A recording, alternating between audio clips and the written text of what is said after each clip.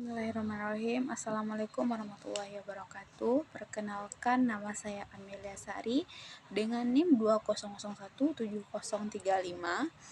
Baiklah, dalam video ini saya akan menganalisis alih kode dan campur kode, yaitu menganalisis kisah boy pada YouTube Deddy Corbuzier. Yang pertama yaitu pengertian alih kode dan campur kode. A. Pengertian alih kode. Alih kode adalah peristiwa peralihan dari kode yang satu ke kode yang lainnya. Apabila seseorang penutur memula menggunakan kode A, misalnya bahasa Indonesia, kemudian beralih menggunakan kode B, misalnya bahasa Jawa, maka peristiwa peralihan pemakaian bahasa seperti ini disebut alih kode. Dengan contoh sebagai berikut ini. Hi, good morning Mas Dedi. Ini Boy William. Tuturan tersebut merupakan alih kode karena terjadi peralihan bahasa dari bahasa Inggris ke bahasa Indonesia. Terdengar dari tuturan Boy William yang awalnya menggunakan bahasa Inggris lalu menggunakan bahasa Indonesia ketika mengucapkan ini boy. Berikutnya B. Pengertian campur kode. Campur kode merupakan penutur di mana pada saat mengungkapkan sesuatu menyelipkan bahasa daerah maupun bahasa asing ke dalam pembicaraan bahasa Indonesia. Seseorang penutur misalnya, dalam berbahasa Indonesia, seorang penutur banyak menyelipkan bahasa daerahnya maupun bahasa asing yang diketahui penutur tersebut. Maka penutur itu dapat dikatakan telah melakukan campur kode. Contohnya sebagai berikut ini. I have YouTube show namanya Boy Nebeng Boy. Gue feature celebrity in the car. James to music, pokoknya kayak James Garden lah. Tapi di sini kita lebih ngobrolin lebih banyak deeper and fun topic. I hope you're interested. Please let me know. Tuturan tersebut merupakan campuran kode karena penutur menyelipkan unsur bahasa Indonesia berupa namanya Nebeng Boy saat ia berbahasa Inggris. Yang kedua, penyebab terjadinya alih kode dan campur kode. 1. Pembicara atau penutur. Seorang pembicara atau penutur seringkali melakukan alih kode untuk menekan dalam kutip keuntungan atau manfaat dari tindakan itu.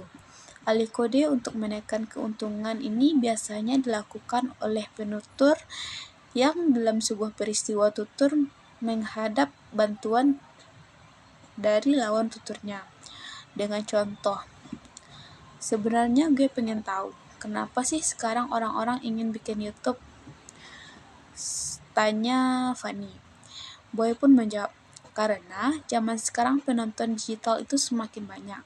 Sekarang kalau kita beli paket, provider sekarang kita dikasih giga-giga yang banyak, di mana sekarang ada shipping digital. Kalau sekarang visi masih penting untuk mass market.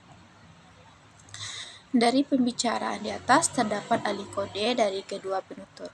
Hal itu dilakukan supaya mendapatkan keuntungan dari tindakan awalnya mereka bicara menggunakan bahasa Indonesia, namun karena penutur melanjutkan dengan bahasa Inggris. Yang kedua yaitu tutur memiliki latar belakang bahasa yang sama. Maka yang terjadi adalah perubahan dari varian, ragam, gaya, atau register. Sebaliknya, bila penutur dan lawan tutur berlatar belakang bahasa yang tidak sama, maka yang terjadi pendengaran atau lawan bicara atau lawan tutur menyebabkan alih kode. Bila penutur ingin mengimbangi kemampuan berbahasa lawan tutur tersebut, biasanya bila penutur dan lawan adalah peralihan antar bahasa. Dengan contoh, tapi yang kita dapat semua orang kelihatan kayak Mas Dedi, yang kita pikir wah seorang Deddy Corbuzier ternyata very human, very humble, and ini acara you can see the humble some people. Deddy Corbuzier pun menjawab, ya, oke, this beautiful concept, bagus. Dari percakapan di atas terjadi alih kode, karena si penutur ingin mengimbangi kemampuan berbahasa si lawan tutur itu. Mereka yang sama memiliki latar belakang bahasa yang sama. Seorang Deddy Corbuzier ternyata very human, very humble, and ini acara you can see the humble some a people. Boy William dijawablah oleh Deddy Corbuzier. Ya, okay, this beautiful concept. Bagus. Untuk mengimbangi bahasa lawan tuturnya, akhirnya Deddy Corbuzier merubah pemakaian bahasanya dari bahasa Indonesia menjadi bahasa Inggris. Yang ketiga yaitu perubahan situasi dengan kehadiran orang ketiga. Terjadi alih kode karena orang ketiga tidak memiliki latar belakang bahasa yang sama dengan penutur maupun lawan tutur. Status dari orang ketiga tersebut yang akan menentukan bahasa atau varian yang ada harus digunakan. Dengan contoh, seriously? Enggak deh, emang siapa sih pacarnya dia? Yang ada di Instagramnya dia. Terjadi perubahan situasi saat Hendrik yang seorang co-host menyanggah kata, emang siapa sih pacarnya dia? Sehingga Fanny harus menjelaskan menggunakan bahasa Indonesia untuk mengubah situasi yang semula berbahasa Inggris agar Hendrik mengerti. Yang keempat yaitu perubahan dari formal ke informal, atau sebaliknya. Alih kode dapat terjadi bila perubahan dalam suatu situasi. Misalnya, dalam suatu kegiatan perkuliahan, ragam yang digunakan saat berdiskusi dengan teman sekelompok menggunakan ragam santai. Akan tetapi, saat bertanya kepada dosen, mahasiswa menggunakan ragam sopan, karena situasi berubah dari informal menjadi formal. Contohnya, nah kalau bicara milenial kan gaya pakaiannya macam-macam. Yang klasik lah, energik, apa segala macam. Kalau kamu sendiri suka nggak memperhatikan gaya pakaian itu nggak sih? Boy William pun menjawab, kalau gue setiap hari begini aja, hitam aja. Mungkin orang yang introvert kali, ya kurang kinclong. Perubahan formal ke informal terjadi saat Fanny bertanya ke Boy William. Fanny menggunakan bahasa informal untuk menanyai Boy William. Jadi bahasa formal menggunakan untuk penonton, sedangkan bahasa informal digunakan saat mereka bercakap. Yang kelima yaitu perubahan topik pembicara alih kode dapat terjadi misalnya saat terjadi pembicaraan antara dosen dengan mahasiswa. Situasinya dosen sedang membicarakan mata kuliah menggunakan bahasa Jepang.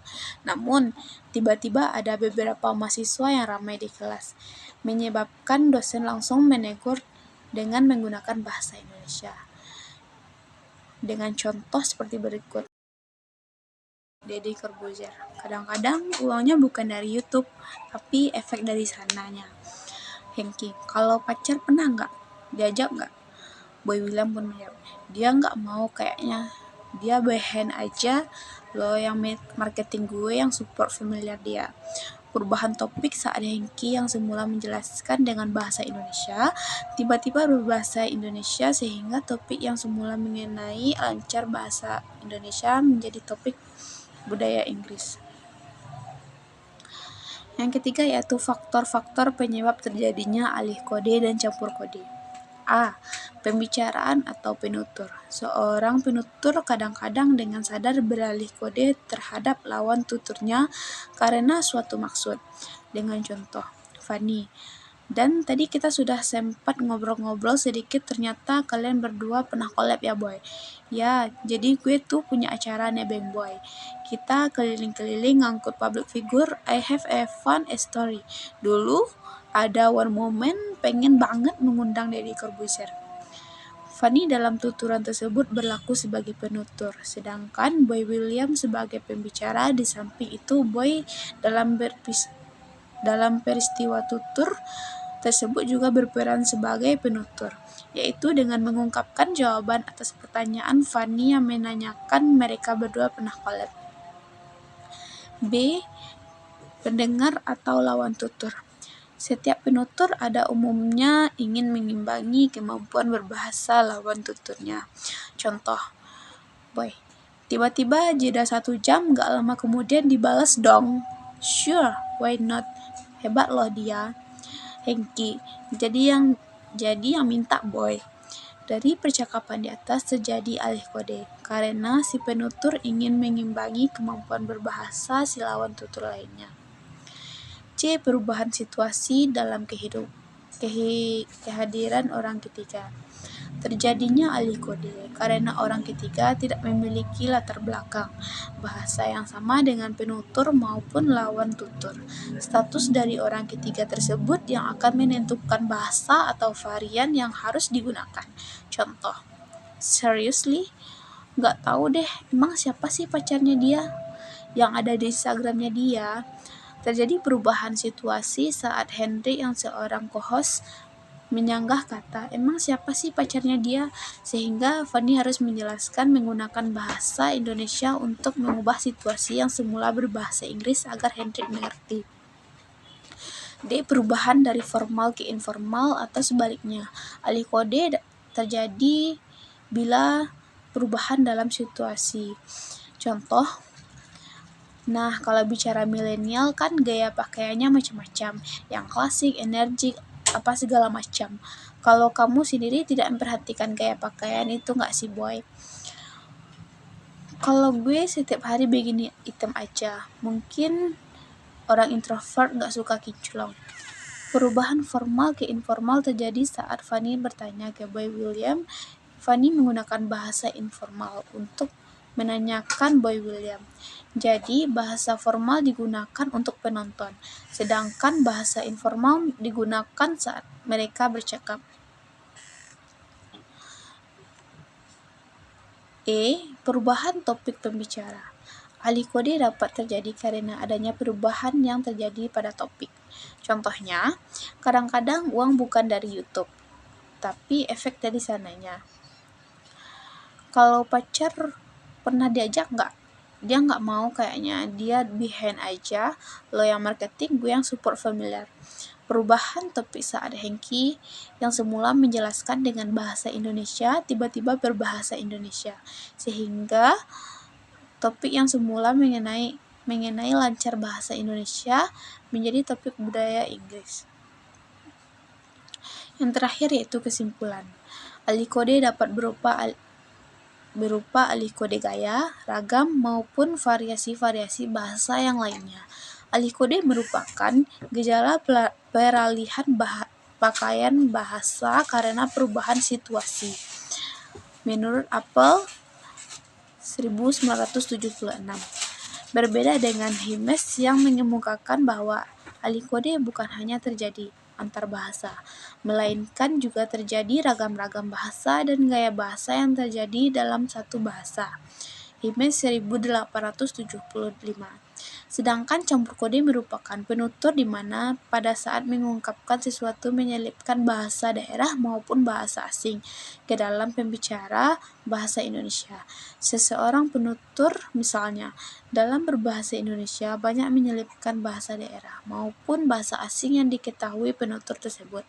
Maka penutur itu dapat dikatakan telah melakukan campur kode. Sekian analisis saya tentang video Boy William. Jika ada kekurangan, saya mohon maaf, dan jika ada saran silahkan tulis di kolom komentar. Assalamualaikum warahmatullahi wabarakatuh.